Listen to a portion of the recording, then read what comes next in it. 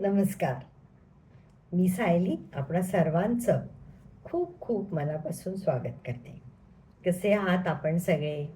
मला आशा आहे आपणा सर्वांना माझ्या कविता आवडत असतील.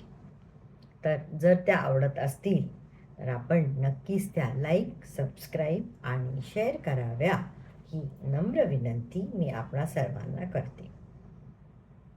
आज माझ्या बालकवितेचा विषय आहे माझी फजिती.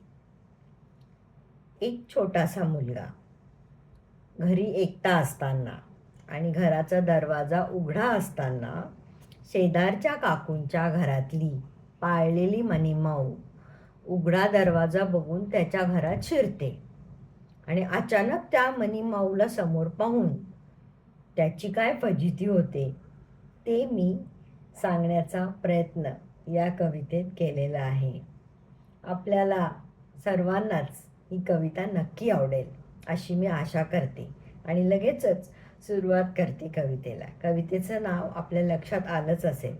कवितेचं नाव आहे माझी फजिती. शेजारच्यांची मनी म्याव म्याव करे, म्याव म्याव करे. उंदराचा कानोसा घेतच फिरे, उंदराचा कानोसा घेतच फिरे. एकदा आमचा दरवाजा उघडलेला असताना शिरली माझ्या घरात एकटा घरी मी होतो तेव्हा.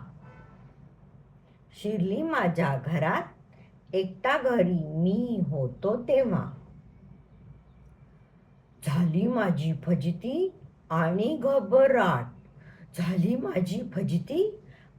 घबराट. ओरडून ओरडून मी माझं घर डोक्यावर घेतलं. शेजारच्या काकूंनी मग मनीला ताब्यात घेतलं. धन्यवाद.